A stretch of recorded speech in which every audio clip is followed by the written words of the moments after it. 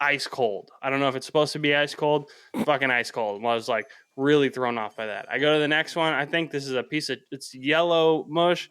I think there's a piece of chicken on my fork. I bite into it. Nope, it's a fucking lemon. I was like, dude, it was like, I ate like 4 things in there, and I was like, all right, I'm out. I'm over my head. I don't know what the fuck I'm eating right now.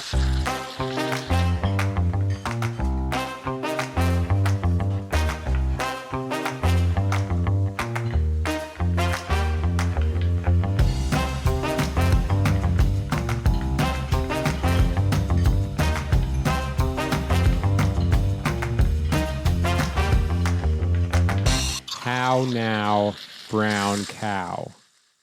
How now, Peter brown cow? Piper picked a patch of peppers. Peppers. Pickled pepper, piper, pimple peppers. Pimple poppers? Hello and welcome to Whip Cream Salmon. My name is Brian Costanza. His name is Ronnie Sanchez. This is the podcast where we talk about all things food, friends, and fuckery. We have a very special episode lined up for you today. We're going to talk about the food that we cooked this week. We're going to talk about maybe a new gift that Ronnie gifted to himself. Pretty cool. And I don't know. We're also going to talk about entertaining and fun things that we've cooked for large-ish groups of people. But what's going on, Ronnie? How are we doing? Dude, I'm excited. Always excited for record day. Yeah, you're right. I did get a gift to myself in the mail. You know, Rochelle gave me the go ahead, and yeah, I'm super excited. That's what's up. Yeah, so I guess I can just get into it. Hold on one second. Yeah, actually, before we get started, let's crack some beers because we've been before we started recording, we've been up here chit chatting for quite a while, and my beer's getting warm. I don't want that. Bunch of chatty Cathys today. I don't like that at all. Yeah, I got something a little special today. You do? I kind of do. Yeah. Check this out. What is that? A little Korean? Yeah, it's Korean. I picked it up from H Mart. They had they don't have a huge liquor selection. I mean, they have a ton of sake. I shouldn't say a liquor selection because we're in North Carolina. You have to get your liquor at the liquor store. But they didn't have a huge beer selection, but they did have this beer from South Korea from Amazing Brewing Co. And it's called Seongsu-Dong Pale Ale. It's an American style pale ale. So cheers. I only drink beer from North Korea, actually. So, you know. Well, you're missing out. They make tasty beer in South Korea. It's really good, actually. I kind of like those kami cups, you know. I'm drinking I was also at the Asian market. I'm drinking an Ichiban. Oh, hell yeah. Let's go. Let's go. Yeah. How you saw Kirin? Kirin Ichiban. That's Kirin Ichiban? Yeah. Yeah, it's delicious. It's one of my faves. Actually, while we're on the topic of Asian beers, we have a new listener from Asia. We do? Maybe our new number one fan. I'm stoked. From Singapore, dude or dudette has binged every single episode in one day. So let's give him a round of applause. Let's give a big old round of applause to Singapore. We got a new country. I wish we knew the name. I know, but I'd really like all these international listeners because we have a couple. I see you guys tuning in every week. Germany, talking to you. Sweden, talking to you. Norway, now Singapore. Hit us up on Instagram, Whip Cream Salmon. Love to hear from you. Yeah, at Whip Cream Salmon, whippedcreamsalmon@gmail.com. We want to hear those idiot sandwiches that I know that you have on the back burner. Yeah. Let's roll. Yeah. Love it. So, anyway, I got a package in the mail today. I've had my eye on a Conroe grill for forever. If you don't know what a Conroe grill is, it's kind of specifically for yakitori. And it's a pretty small grill, and it's made of like these bricks. They're like these ceramic bricks, and they're kind of like encased in some kind of like a metal frame, and they're cool. They're handmade in Japan, and they just get ripping hot. And you're supposed to use a specific type of charcoal for them called bichotan. And bichotan charcoal, the way they make there's like a lot of different tiers of bichotan charcoal, and the way that they make it is they like roast these logs or these sticks. It's a specific type of wood. I got some cheaper version of it made of like compressed wood, like wood shavings probably, or excuse me, of like sawdust probably. And it's compressed, but they make it in the same fashion, but they roast the logs in a kiln for sometimes like up to 2 weeks. And the logs turn into like, they become like 95% carbon. And when you like take these sticks and you like hit them together, these charred sticks, they sound like glass. And when you to ignite them, it can sometimes like take, over an hour to get them actually like hot and glowing. But once they're hot and glowing, they'll stay hot at this like same temperature for 4 to 8 hours depending on the charcoal, and you can actually reuse them. So you can take them, like snuff them out. You can even dunk them in water, pull them out of the water, dry them out, and then you can reuse that same charcoal again a few more times potentially. That's wild. That's wild. So it's really crazy. That's specific to the yakitori. Yeah. And you can use the bichotan for whatever, but yeah, it is specifically used for yakitori, and it's very expensive. There's different tiers. Like I got a 10-pound box of like the pressed stuff that's made like in a similar fashion from a company called Jealous Devil. They make really good charcoal, and I haven't tried this one out yet, so I'm looking forward to trying it out. But it's supposed to do the same kind of thing. It cook, stay hot for like 4 to 6 hours. You can reuse it, all that kind of stuff. But mine was, a 10-pound box was $30 for the premium, like high end bichotan charcoal. A case of it is like $350 for charcoal. It's crazy. And then that's crazy. There's like tiers, and it goes down. I'm sure that there's even more expensive than that, but the highest that I've seen is like $350. And that the higher end is like, okay, I will hold a temperature for a longer period of time. And is there also like a flavor component to that charcoal? I mean, the Southerners love their charcoal and like all the flavors that you get from it. Not just Southerners. Yeah. I think the draw to it is that it's like a super, super clean burn. Like it doesn't smoke. I've seen a video where they like pour like chicken fat straight onto the hot coals, and like if you do that with regular charcoal, like you're gonna have a grease fire. Sure. But if you do that on to like hot bichotan, it just like sizzles. It won't flare up. It doesn't smoke. It won't ash. It's like super, super clean. You can even cook directly on the coals and you wouldn't get any ash or anything on the food.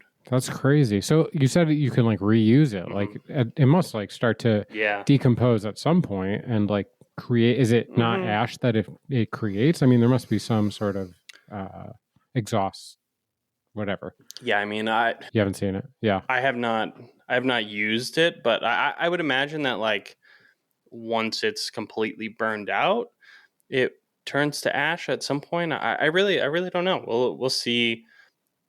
The stuff I got, I'm sure will turn to ash. The like very premium, I don't know. Maybe just like it doesn't have anything left. But I think the more premium, the bichotan, like 97% carbon, like up there, it probably less and less, I would say. Cool.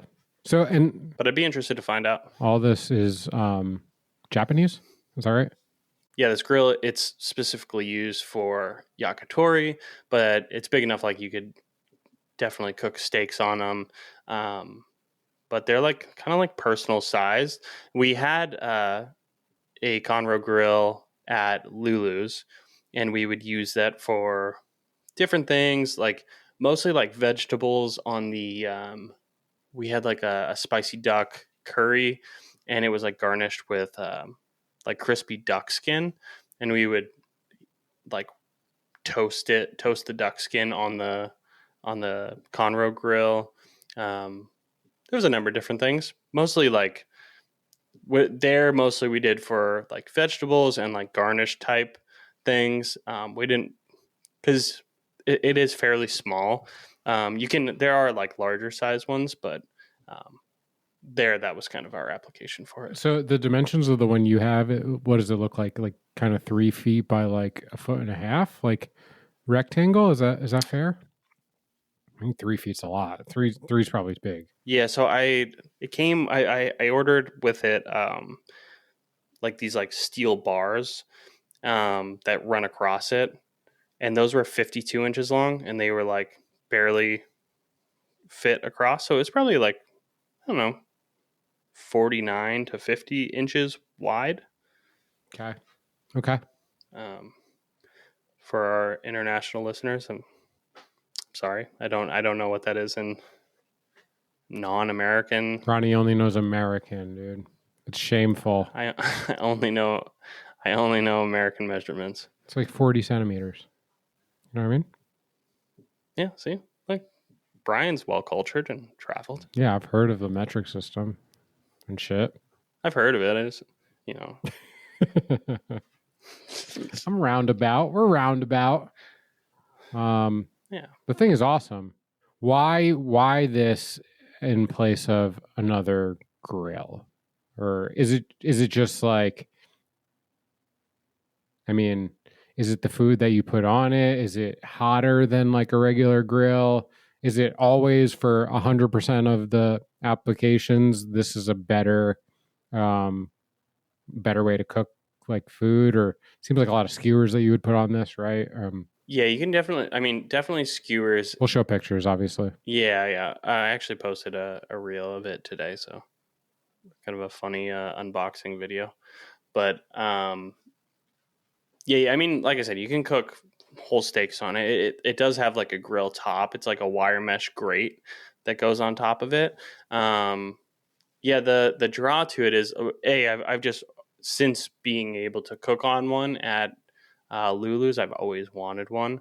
They're just super cool, super niche. They're small, so like you're not using a ton of charcoal. Like the smoker that I have, it's from PK Grills, and it's cool. It's nice. It's made from cast aluminum rather, and it's like 1/4 inch thick cast aluminum. It holds heat super, super well, which is what makes it such a great smoker. And yeah, you can absolutely grill meat on it, and I have, and I will in the future. But because it's rather deep, and the surface area of your grill is so big, like it takes significantly more charcoal to like cook what you want on it. Yeah. And regular charcoal doesn't stay hot as long and doesn't burn as clean. So, I mean, for our purpose, like for me and Rochelle, I could cook, a steak, 2 steaks on this thing and not use that much charcoal. And also,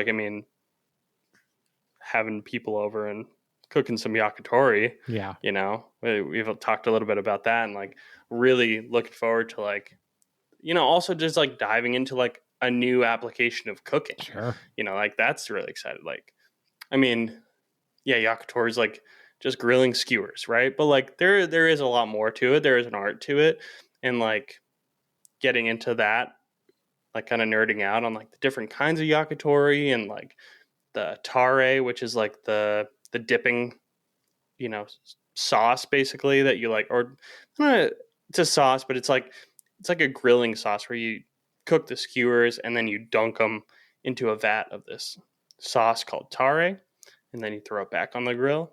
And you're supposed to, like, yakitori masters, they have like 100-year-old tare that's been like passed down generations, and so they never like let it run all the way out. They just keep adding to it, so it's just like, it's ancient, and it changes flavor over time because you're taking that like the grilled like vegetables and grilled chicken and stuff, and you're dunking it into the sauce.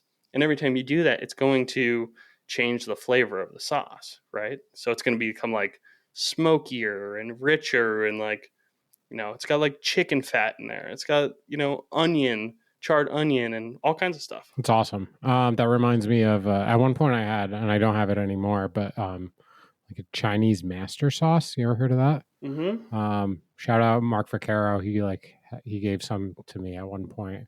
And it's like beef stock with soy and like star anise and orange, like dried like orange peel, and a bunch of other spices. But similarly, you would like take your master stock out of the freezer, you boil it, you add some stock and some more of those flavors to it, and then a lot of times you're like poaching whatever piece of meat that you have. So if you have like, maybe you're cooking some chicken breasts, or maybe like a piece of pork or whatever, and then when you're done with it, you bring it back up to a boil, you strain it out, and you continuously are doing this thing. And I don't have it anymore, but I think that stuff's awesome. It is awesome. Super cool. I know like that is like a common thing in like a lot of Asian cuisines, and like I'm almost certain that we did see some of that in Thailand. I've seen like they have these like pots of like, they've just got meats in there, whether it's like pork or chicken or whatever, and they just like go and they like pull out the pork belly that's like fall apart tender, and they like throw it over some rice or whatever. But like that liquid just like, it never stops boiling. They just keep it going all the time, and those things are like, they can be hundreds of years old. Dope. And they just like keep it going, keep adding to it.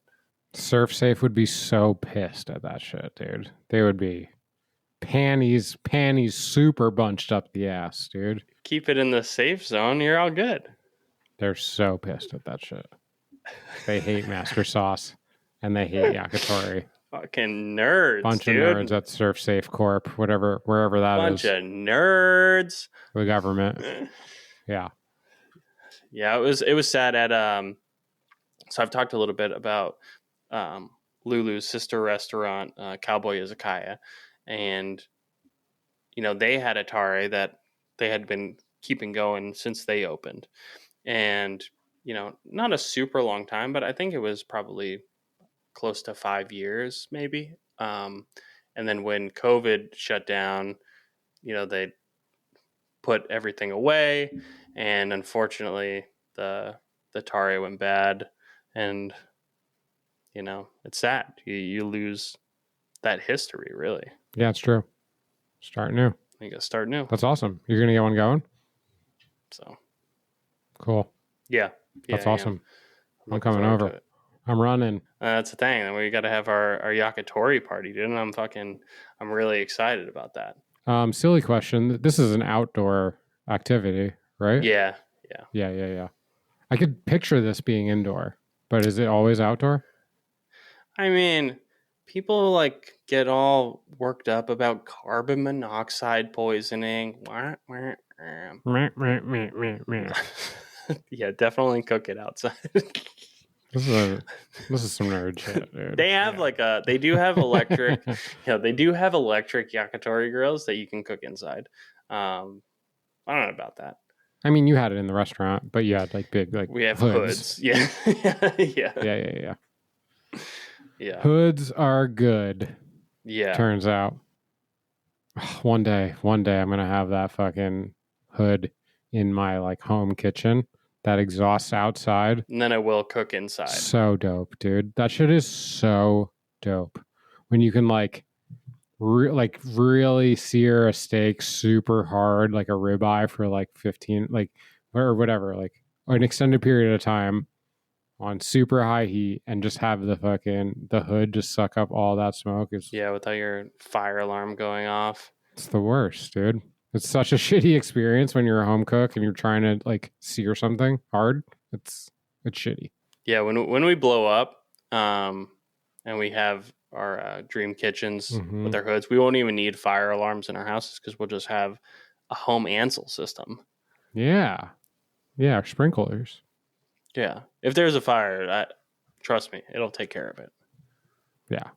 I love that. Love that for us. I'm so stoked for us. Some bitch ass fire alarm going off every time I'm boiling pasta. The thing goes off. It's steam. It's literally anti-fire. I never heard anything like that before. That's wild. It's unbelievable. It's wild to me.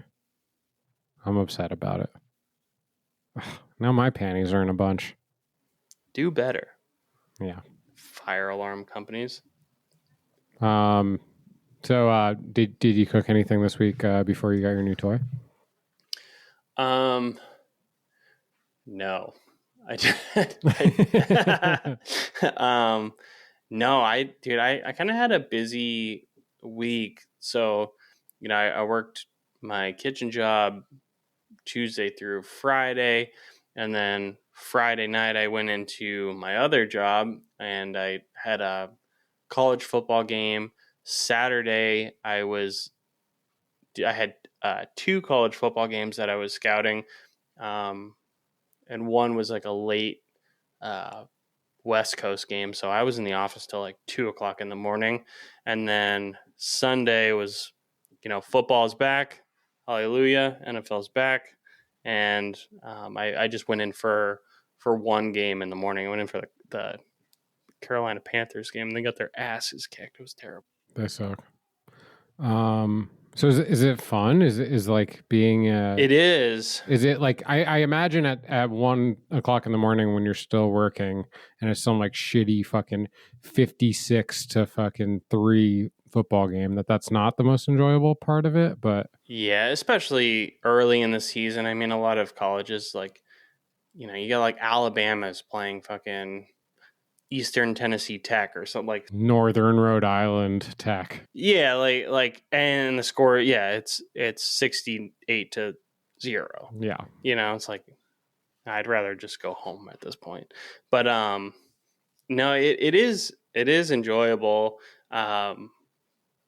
On one of the games I was doing, so I had to sorry if this is not interesting to anybody. It's interesting to me. That's what it's all about, baby. But I had to be on I had to be on a phone relay with the person that was live in the stadium, and because they were at the Miami game, and I guess there's like terrible service there, so he wasn't able to use the tool on his phone to like log the plays. Usually I'm in the office just doing quality control, making sure that the plays that he's logging are correct, but we couldn't do that because the app wasn't working from there. So I had to be on the phone with him the whole time. It was loud as fuck at the stadium. I was like trying to make out everything he was saying. And then, so I have him in one earbud, and then the trader, like the person that's setting all the betting markets, he was also remote. So I had one guy in one earbud and one guy in another. And I was like yelling at one guy, like, what's happening, and then the other guy's yelling at me like, what is he saying? I'm like, dude, I don't know. I'm just playing the middleman. It's like, you guys should just be on the phone with each other. This would be a lot easier. But I guess I don't want to have a job. So it's fun, it's exciting, it's cool. Is the kitchen job, how's your back doing?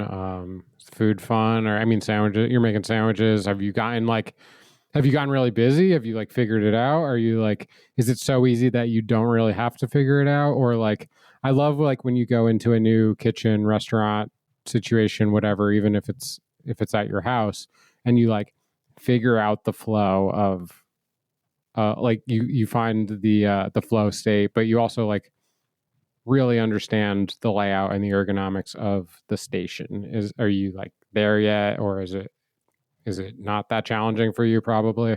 The food is not challenging at all. So we're like in like a business park, like a campus. So we get a lot of like they call it like lunch drop, where these like offices will place a big order, and it'll be like 32 items, whether it's like breakfast sandwiches, lunch sandwiches, there's Reubens, there's like a a breakfast burrito that's like it's like a wet breakfast burrito with like a chili verde or like green chili, whatever. And I mean, there's just a bunch of different things, but it's all pretty simple to prepare. So I mean, it comes out pretty easy, but like I feel like I've definitely made an impact already. And like there's one guy that he does like the pastries and stuff, and he likes to just stick to the cold line, which is fine. And prior to me coming along, it was like just him doing that and just one other guy doing the hot stuff. And I think maybe the guy doing the cold stuff would like try to help out, but I feel like he's like really uncomfortable being on that side. So no, it's been cool. Like I've been able to jump right in and be effective and help out, and yeah, it's been going good. Cool. And my back is still destroyed. So Word. You get those Crocs in though? I did, yeah. Nice. You get some. What do you call them? The little things you put in the holes. You got holes in yours? Or you got holeless? No. Oh, the charms, the Croc charms. Well, we went into that, dude. We got my sister like a dozen of those things when we were in Chinatown in Bangkok, and she loves them. Does she? And we should have got you some, it turns out. Yeah, I don't have the holes though. I'm holeless. We can make you some holes. Somebody's got to. Somebody's got to make Ronnie some holes. Holes in the chat. I currently have a batch of pho ga going. Of what? Pho ga, chicken pho. Oh, if you spoke Vietnamese, you would know that. Thai. It's Thai. It's pho ga. You knew that. I do know. It's actually Guy. I'm still figuring it out. No, it's ga. In Vietnamese? Yeah. It's Ga. Yeah, G-A. Oh, okay. Well, yeah. I learned something. I'm still figuring it out. So I did it a couple of weeks ago. I did it kind of super white boy, but it turned out really good where I already had like brine chicken breasts on hand, and I had like chicken stock, and I just kind of spiced up the chicken stock and made it into like chicken pho broth. And it turned out really good. And I wound up like poaching the chicken in the broth, the chicken breast, and slicing it. And that turned out really good. This time I'm like trying to go more like I guess traditional style or semi-traditional style, where I like just took the entire whole chicken and made broth with that. Nice. Some daikon, some chicken, or the whole chicken, some onion, and then like I had like a little side boil going where I had the coriander, the cardamom, star anise, clove, cinnamon, and kind of just like did a little side steep. Mm-hmm. And then once I felt like that was like well extracted, I kind of strained that back into the rest of the broth. Nice. Fish sauce. I cheated. I put a little beef bouillon in there because, beef bouillon and everything. And well, one, I think I kind of over seasoned it. So like that's a negative on me. It's edible. It's just, I think a little more than I would have liked. And I would have liked even to come out under seasoned so that I could have fish sauced it super hard at the end. But it's good and it's going right now. I kind of took that chicken and I took it out of the broth. It was probably like in there for 35, 40 minutes. It's kind of like a lot of the recipes that I saw, which is light. But again, I'm like trying to be more traditional because now I'm seeing like a lot of these recipes where they're like, oh, we can bang this thing out in an hour and have it ready to go.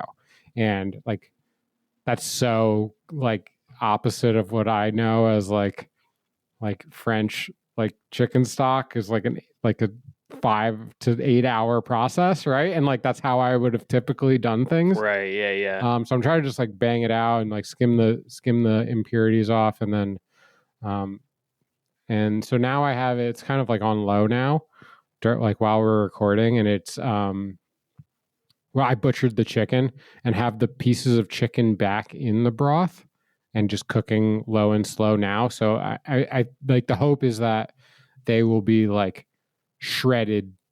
I can like shred that chicken for eating it. Or maybe not even shredded, but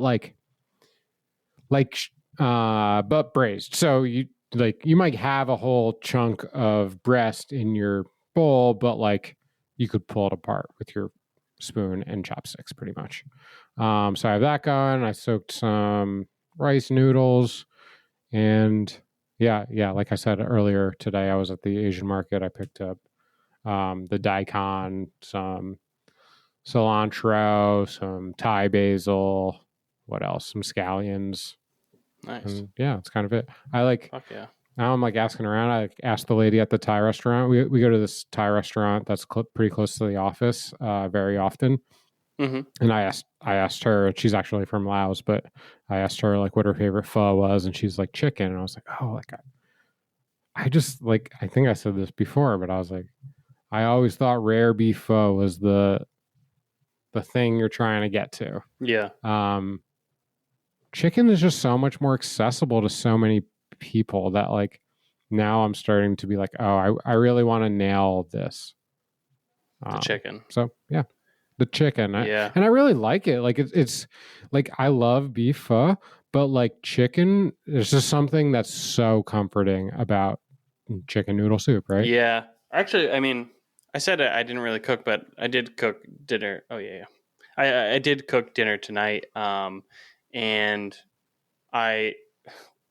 Rochelle had picked up some bone-in, skin-on chicken thighs, and yeah, I was just like, I don't know, 2 hours before the pod started, I was just trying to throw something together really easy, and so I just threw some rice in the rice cooker, and then I pulled out those chicken thighs. I also needed to like vacuum seal some of what we had. It was, it was time, and so I pulled some aside, vacuum sealed the rest, and then I wanted them boneless, skinless. So I pulled the skins off, threw them into the Instapot on saute, and just like got all that schmaltz, and then pulled the chicken skins out, set them aside, gave them to Stevie as a little dog treat. She loved them. Love that. Browned the browned the chicken thighs in there. Threw in some like big, just smashed like a whole thumb of ginger, threw it in there. Big, 2 big cloves of garlic, threw it in there.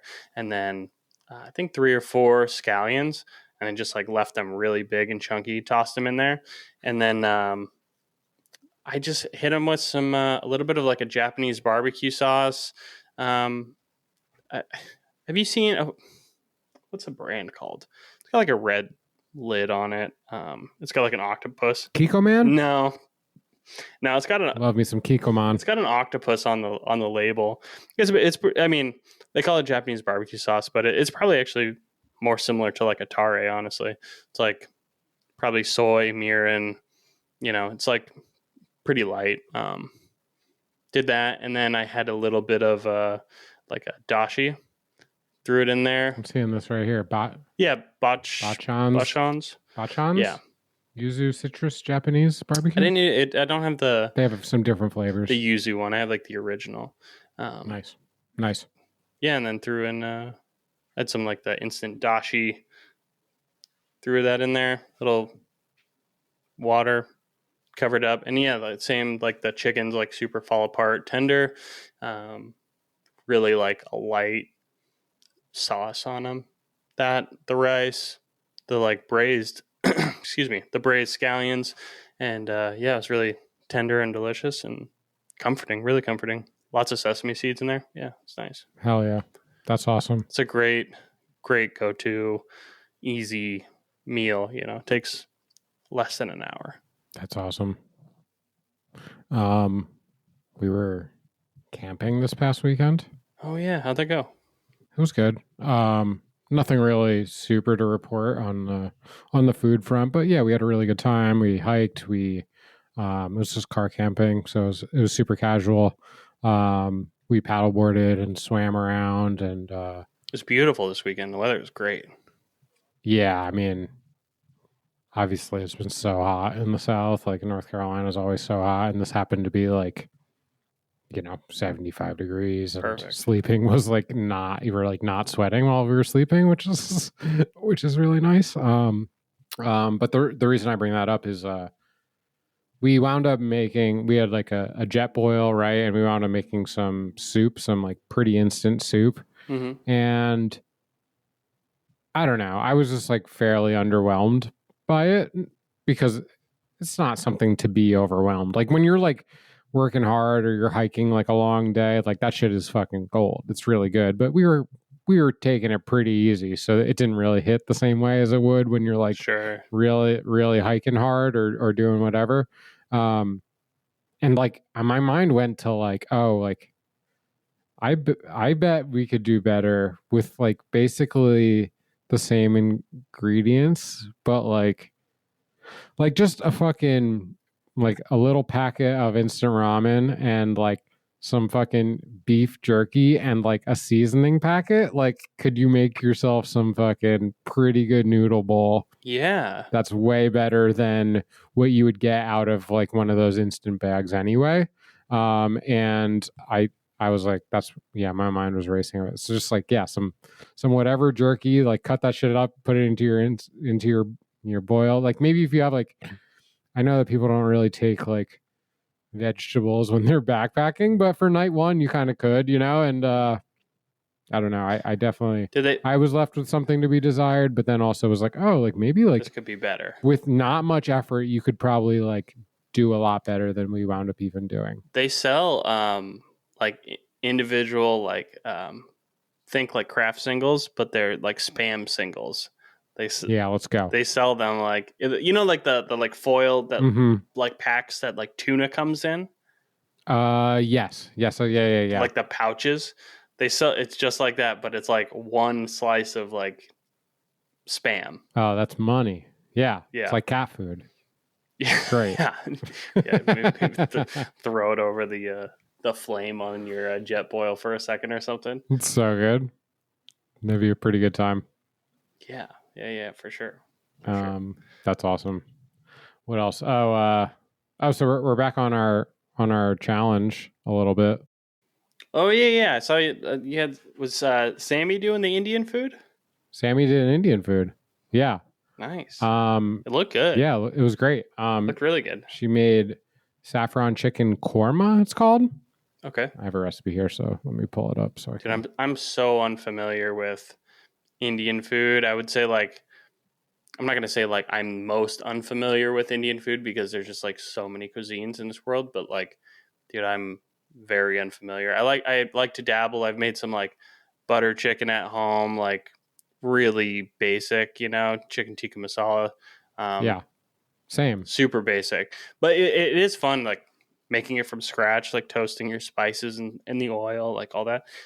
I really enjoy it. I don't know anything about Indian food. I really need somebody that knows their shit to like take me to an Indian restaurant and like really explain to me how to do it. Yeah, 100%. I mean, because I'm like always out of my element. I can like, I like seemingly like everything that I taste. The techniques are much different than what I am used to.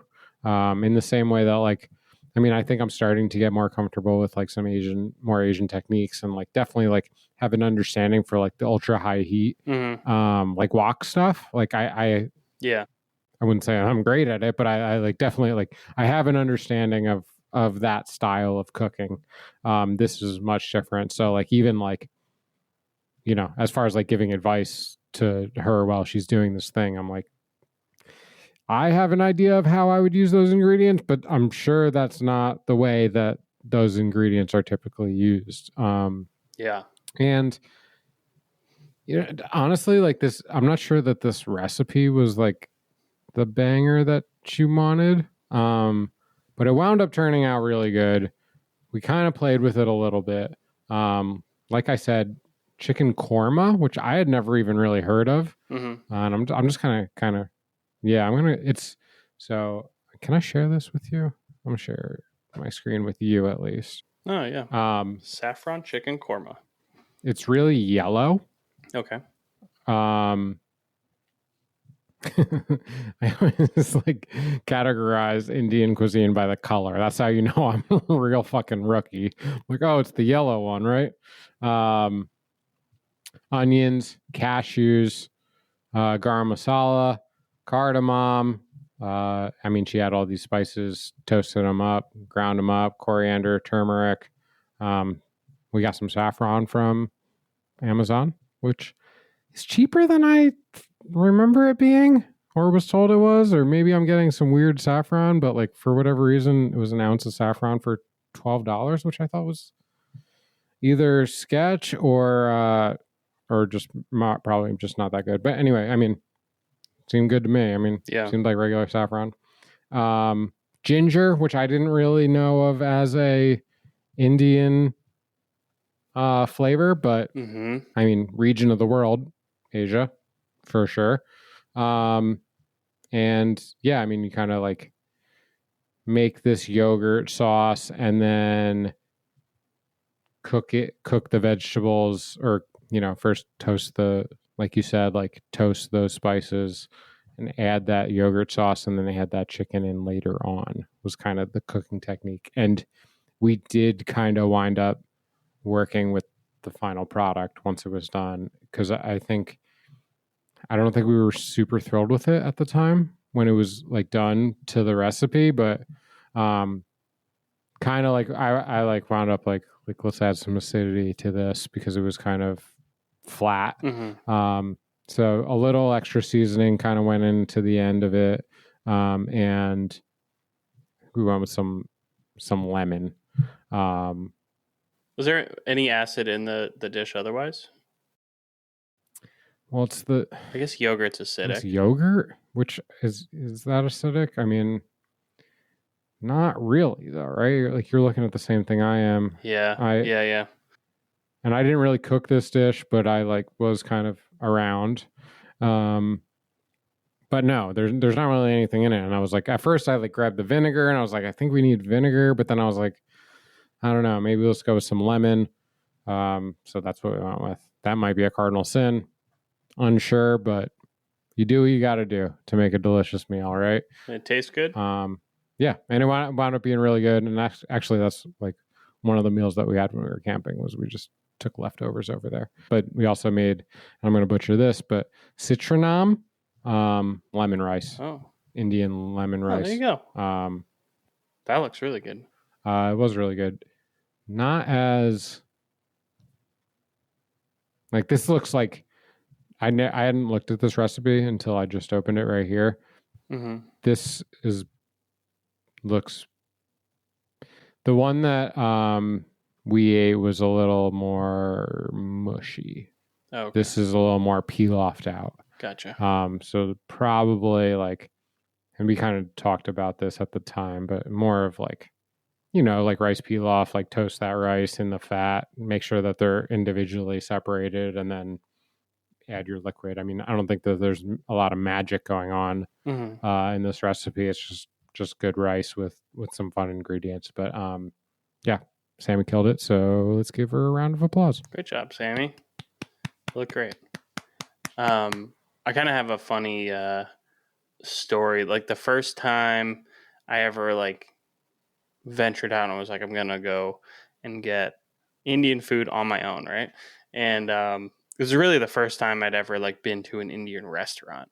Do you remember in Truckee, right near the roundabout, there used to be like a KFC? There's like it was like a grocery store.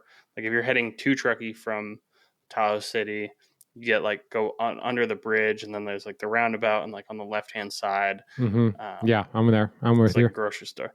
Well, there was a KFC there, and it closed down. And then an Indian restaurant, I think it's actually like a Starbucks now, go figure. But an Indian spot opened up in the old KFC, right? I remember the exact place. Yeah. Yeah, and it was called like Flame of India or some shit. It just had like a banner sign. It didn't have like a legitimate sign. And been there. Yep. And so I was like, "You been there?" Yeah, I think I have been there. I think I was there once. So, yes. And had a mediocre experience. So Dude, please continue. I walk in, there's no signage anywhere. It's just like old KFC benches. Like you're still clearly in a KFC, but all the signage is removed. And then there's like, the KFC kitchen, which is just kind of like open. And then there's like a banner hanging up with like it's just like a white banner that says like Flame of India or something on it. And then there's a guy standing or like sitting down, and he's at like a folding table with like a cash box in front of him. And I was so confused. I walk in and he's just kind of like, before I even knew what was happening, I was like handing him money. I think I was just like intimidated by the experience. I was like, it was very awkward walking in there. And I was just like, okay, here's $18 or whatever the fuck I paid him. And he's like, okay, here's your plate. And he like points me over. There's like a buffet, right? And it all looked old for one. And it was just like... The food was old? It all looked old, yeah. And everything was... Like old, like it's been there for some hours? Is that what you're saying? Yeah, the buffet was just like chafing dishes, right? Like you're at like a hotel and you got to like the hotel buffet late, Yeah. It's like, so there's just these chafing dishes, and it's just like, there's no signage on anything. I've never been to an Indian restaurant before. I am there, I'm looking at everything, there's no signage. It's just like green mush, yellow mush, greenish grayish mush, orangey mush. And so I just go down the line and I, scoop a little bit of each mush onto my plate. And, I sit down at my table and I like taste one. It's ice cold. I don't know if it's supposed to be ice cold.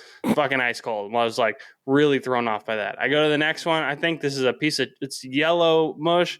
I think there's a piece of chicken on my fork. I bite into it. Nope, it's a fucking lemon. I was like, dude, it was like, I ate like 4 things in there and I was like, all right, I'm out. I'm over my head. I don't know what the fuck I'm eating right now. It's like this whole situation is super weird. There's no music playing in there. It's just like dead quiet with a guy sitting at a folding table, and I've got like 6 different watching you eat fucking cold fucking mush. Yeah, different colored mush. And I was like, great time. This ain't it. And then I left, and I've really not been.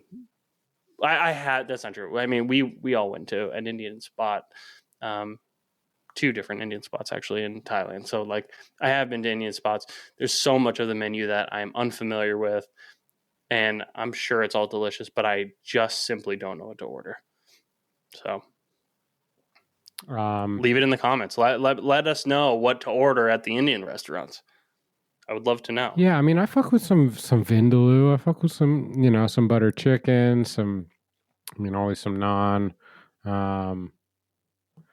There was a spot that we went to all the time in South Lake, and it's like it's like attached to like a liquor store. Okay.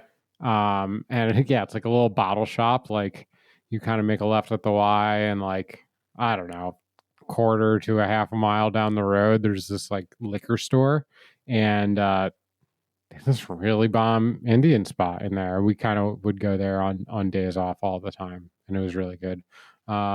We go sometimes, I guess, around here. Not really Sammy and I. Not because she doesn't like it, just because, there's a couple people that I work with that will go. So we've done that a couple times. But yeah, you're right. I mean, I'm inexperienced. I also I do want to know. I want someone to because I don't even know if it's good or not, right? Like, right. If it's spiced out and it's like good tender beef, or not beef, right? They don't even really fuck with beef.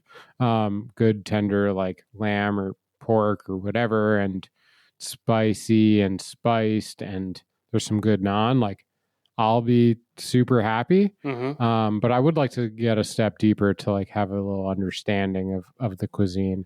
For sure.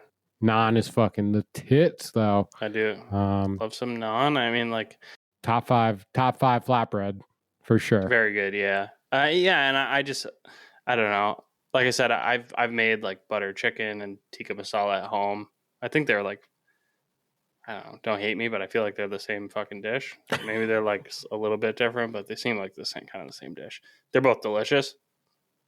10 out of 10. Would eat again. Will eat again. Well, tandoori chicken, I feel like it's served on the bone. Oh, is it? So I don't know. I have no idea. I don't know. Let's look up some stuff. But yeah, I don't know. It's like going into a Thai restaurant and ordering pad Thai. Like it's just like really basic. Mm-hmm. And it's like I feel like if I go into a Thai restaurant and like order chicken tikka masala, like they're like, okay, like we see you.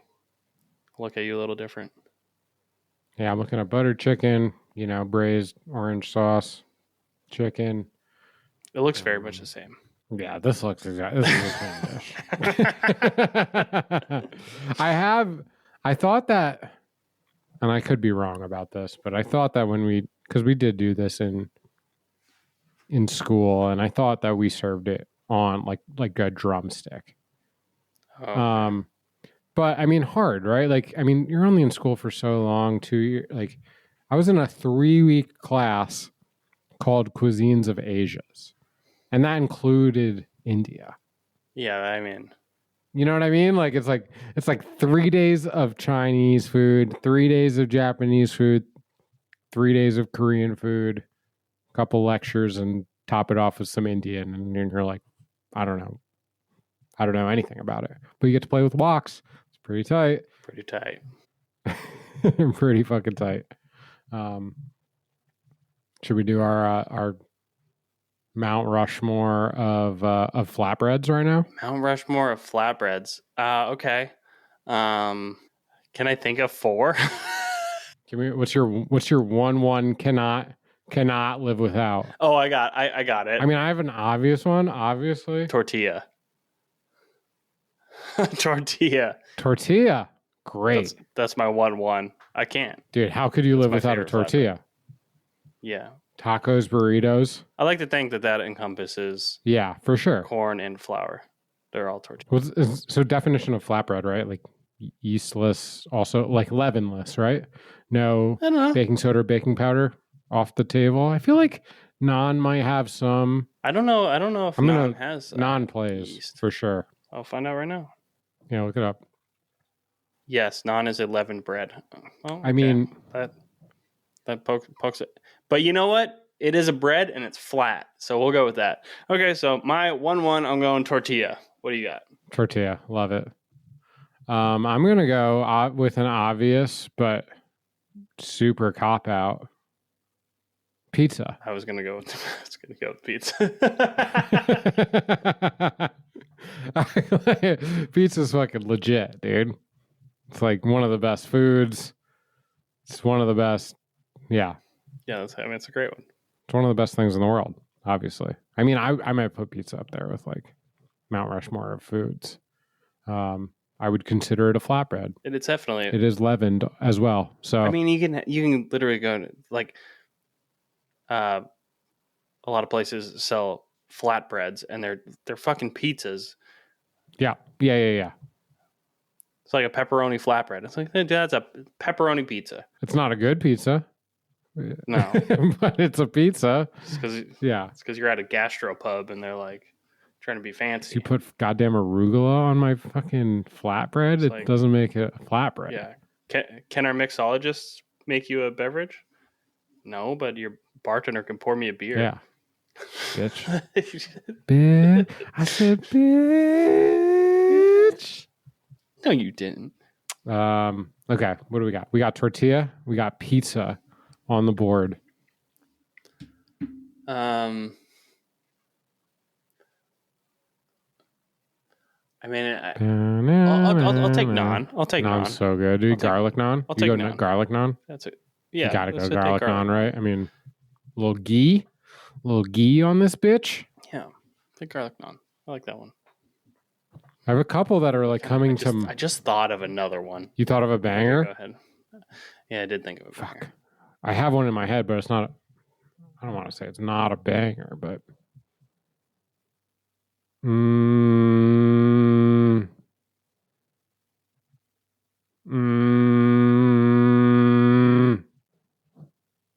let it out. Pita?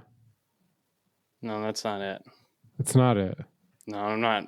I mean, like a good... I'm vetoing your pita. A good kebab with a side pita. And For sure, but it's not the... But yeah. The pita is kind of the delivery method, though. It's not really the star of the show. Yeah, what do you got? I'm going to Korean pancake. Scallion pancake? Yeah. Scallion pancake. Ooh, I mean, a pancake would have been a good one. Yeah, I guess that's a flatbread. But I'm going to go with Korean pancake. Well, that's savory, too, which plays. Love it. You ever have that Ethiopian pancake? The super spongy, kind of purple-looking one?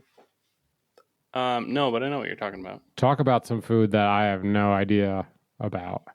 Ethiopian. Actually, I got my haircut from an Ethiopian woman, and she was telling me about a dish. I will look it up right now. She's like, super spicy. Let me see. I'm a fucking Augustus Escoffier of Indian food compared to my knowledge of Ethiopian food. How about that? All right. So the woman that cut my hair, she's from Ethiopia, and she said that her favorite dish is called Doro Wat, Dorowat. It's a spicy Ethiopian stew, and it's made with like habaneros. This one looks like there's like hard-boiled eggs in the stew as well. But I forgot about this until now, and I want to try it. It sounds good. Ooh, this does look good. Yeah. Maybe give some eggs in there. Sammy Ethiopia for her next one. No. I get. Oh well. Maybe she gave me a dish. What's or she didn't give me a dish. She gave me a cuisine to cook. She gave me Cuba. Oh, that's a fun one. It does seem fun. I don't know much about it. Thinking very like some super dope rice and beans, maybe a little pork belly up in there. You know, you should roll up a couple cigars. Sammy, come smoke this. It's your appetizer. It's your appetizer. Yeah. No, I mean, kind of island stuff. Kind of. You got any dishes? I mean, the first thing that came to my mind was a Cubano. Cubano, right? Such a banger sandwich. Top 5 sandwich. But I know they have like a really rich food culture. Yeah. No, I'm excited. Mojo Creo? I think that's Creo. Cubano. Are plantains? Yeah. Flatbread? Yeah. They're flatbread? Oh, are they flatbread? No. I do Tostones? They're flatbread. Yeah, I do like tostones. They're not a bread. They are just a smashed plantain. Fried. Yeah. Yuca con mojo. Let's just read a bunch of names. Bunch of names of Cuban dishes. That'll be good great. Podcasting. That'll be great for our audience. riveting podcasting. How about you tell the audience about your idiot sandwich this week? What are you? Idiot. You stupid idiot. I'm an idiot sandwich. You're an idiot. Of all the idiots, you stand alone. So this was submitted to me by a cook at Plumpjack. His name is Anthony. And I had really forgotten about this story. So obviously I'm going to change some names in here, but they're real. So he messaged me this the other day. He says, "All right, so from what I remember, pretty sure you and I were prepping dinner service, just vibing. Normal day. Jack was in one of his monthly food kicks, and at this time it was a homemade Tabasco or some sort of hot sauce. Probably whatever was popular at the time. He had some chilies." Instead of slide at Jack. That was great.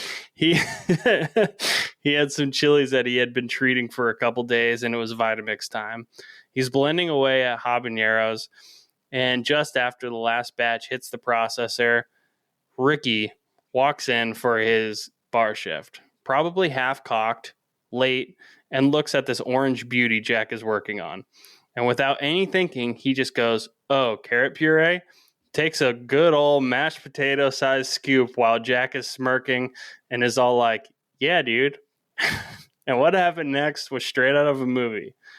Ricky looked like he came down with instant Down syndrome. What a great line. Dude knew he was about to go on a trip psilocybin had never taken him on before. Dude fell out. Drool came out like a steady faucet stream. His eyes went wonky. His skin started sagging from his face, and then he dipped for like a good half hour just trying to get back to normal. He wouldn't talk to Jack for a couple days, but it was my favorite day ever. Ricky. Congratulations, Ricky. You can go pick up your idiot sandwich trophy at Ronnie's house, and he'll also give you a foot massage.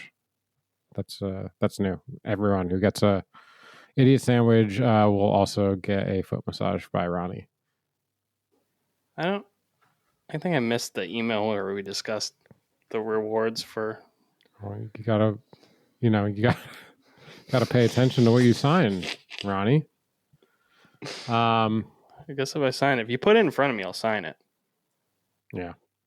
I have so I did speak a week or two ago about going to a barbecue. I have a co-idiot from this barbecue that I was at that I'm pretty excited to share. Okay.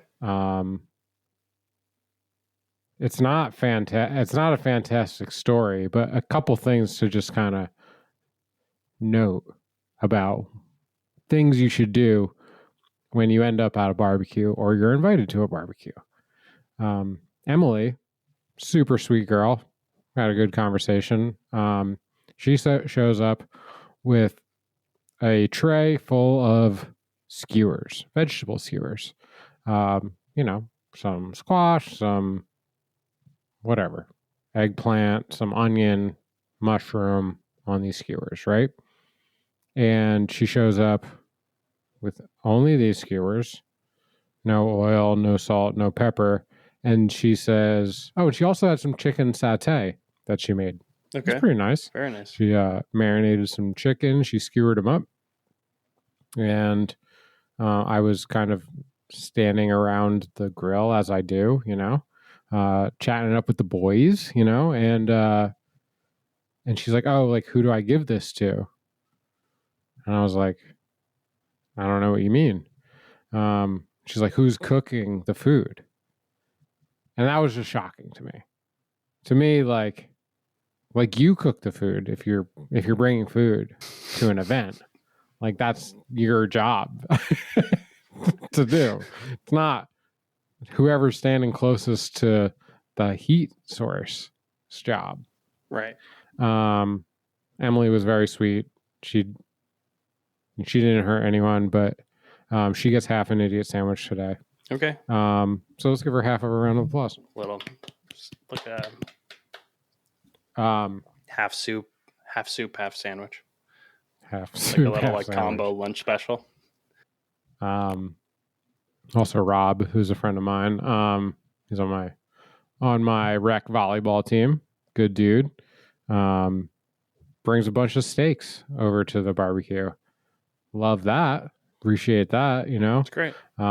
He makes it a point to be like, all right, I'm manning the grill to this thing. No problem here. You're not going to get any argument from me. I'm just an innocent bystander. I help where I can. He had a bunch of steaks. He's unpacking them. They're like individually wrapped. And he just starts hucking them onto that grill. And at no point were you like, oh, maybe I should like put salt and pepper on these steaks. That just like wasn't obvious to him. And maybe it's not obvious to you out there listening, but now it is, because I'm telling you, if you fucking put a steak on the grill and you don't put salt and pepper on that, I'm going to personally drive over to your house and I'm going to drop kick you before. He's going to come and rub your feet. Yeah. Well, I'm coming around. You're the foot rubber. Anyway, don't grill stuff without salt. Don't cook stuff without salt. And don't cook anything without salt. Period. So, Rob, you get a half of an idiot sandwich. Let's give him a half round of applause. And let's give a full round of applause to Rob and Emily. Way to go, guys. Be better, but way to go. Yeah. I had a really good time today. Yeah, me too. How about you? Yeah, and I'm going to see you this weekend. Yeah, we're going to the Chargers game. Fuck yeah. I'm calling it the Chargers game, Me even too. though it's at Panthers or Bank of America Stadium, because that team is not going anywhere. They're terrible. And if They're awful. If the Chargers don't win that game, then I'm not going to be here the following week because I will have found the nearest bridge in Charlotte. We got some good ones to jump off. Yeah, for sure. I'll point you in the right direction. Brian's coming with me. Yeah, I'm not jumping. If your friend jumps over a bridge, you're not going to jump off a bridge too? No, Is that what I your mean, mom always told you? I'll gram it for you. That's what you want, right? All right. Content. Make a good reel out of it. Thanks everyone for listening. I love you a ton. I can't speak for Ronnie. I also love you. I love it. No, that was my line. I love you. Stay creamy. Follow. Give us a rating. We haven't asked for many ratings. We want to see some ratings. We want some emails. whipcreamsalmon@gmail.com. We want you to tag us on Instagram at whipcreamsalmon and with your idiot sandwiches or just your super fun cooking adventures. And we'll see you next week. Yeah. Questions, topics, show suggestions, all the things you want to know about. Yeah. Stay creamy. Stay creamy, all. Peace.